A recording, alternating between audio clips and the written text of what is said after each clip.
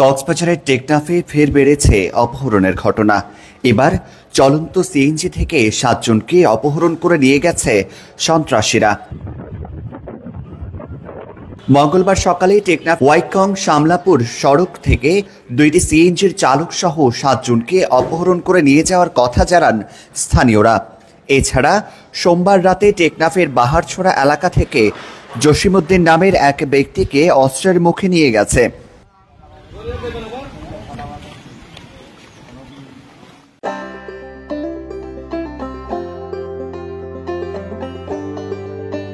এদিকে অপহৃতের কাছ থেকে চাওয়া হচ্ছে মুক্তিপণ। তারা দ্রুত স্বজনদের ফিরে পেতে আকুতি জানান।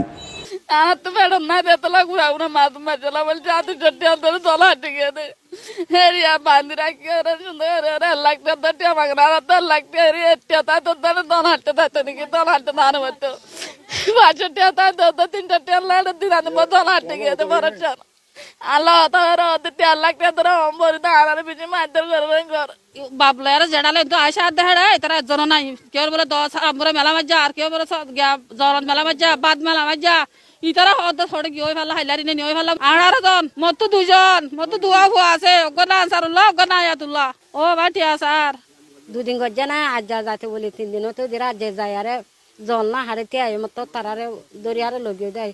স্থানীয়দের দাবি, যৌথ বাহিনীর অভিযান চালিয়ে অপহরণকারীদের আইনের আওতায় নিয়ে আসা জরুরি।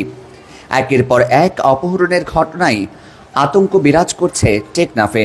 দীর্ঘদিন ধরে এই টেকনাফের একটি মহা সংকট অথবা মহা ব্যাধি বললে যেটা হয় সেটা হলো এই অপহরণ। জনগণকে নিয়ে আমরা রাজনৈতিক কর্মী যারা আছি তারা একসাথে এদের সাথে কাজ করব সেই কথা আমরা বলেছি। খুব শীঘ্রই যৌথ বাহিনীর নেতৃত্বে আমরা ব্লক রেডি। গতকাল বাহারছড়া যে ঘটনা হয়েছে তার নিজের প্রতিষ্ঠান, সেই দোকানে বসে আছে, সেই দোকান থেকে তাকে অপহরণ করে নিয়ে গেছে। সকল আইন শৃঙ্খলা বাহিনী একত্রে মিলিত হয়ে একটি সাঁড়াশি অভিযান না চলা পর্যন্ত এই অপহরণ থামবে না।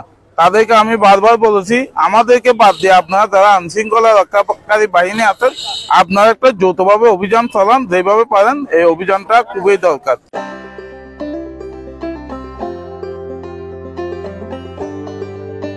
টেকনাফ উপজেলা নির্বাহী কর্মকর্তা জানান, অপহৃতদের উদ্ধার অভিযান চলমান রয়েছে। আপনারা জানেন গতকাল আসলে দিনভর অভিযান চলেছে। অভিযানে পুলিশ, এপিবিএন সহ সকলে আসলে অভিযান করেছে। আজকে সকাল থেকে অভিযান শুরু হয়েছে। উদ্ধার অভিযানের জন্য আজকে র্যাবও যোগ দিয়েছে। সেই ক্ষেত্রে আজকে police, APBN, RAB, forest officer এবং স্থানীয় জনগণ সহ আজকেও আমরা উদ্ধার করার চেষ্টা করছি। এখনো পর্যন্ত আমরা তাদের খুঁজে পাইনি। এই পর্যন্ত অভিযান চলছে এখনো পর্যন্ত। এটা বন্ধের জন্য আমরা আইন শৃঙ্খলা মিটিং থেকে আমরা সকলে মিলে একসাথে কাজ করার সিদ্ধান্ত নিয়েছি এবং এটা আসলে কোন কোন পয়েন্ট হয় সেগুলো নির্ধারণ করে সেখানে আমাদের নজরদারি বাড়ানো সহ আসলে জনসচেতনতা বাড়াতে হবে এবং সবকিছু মিলিয়ে আমরা চেষ্টা করব খুব দ্রুত এই বিষয়টিকে আসলে কিভাবে নিয়ন্ত্রণ আনা যায় সেই বিষয়ে সবাই মিলে একসাথে কাজ করব। এর আগে সোমবার সকালে টেকনাফের জাতিমুড়া পাহাড়ে বন বিভাগের কাজ করতে গিয়ে রোহিঙ্গা ও স্থানীয় শ্রমিক সহ 17 জন অপহরণের শিকার হয়েছেন। এখনো তাদেরকে উদ্ধার করা সম্ভব হয়নি। News desk, TTN।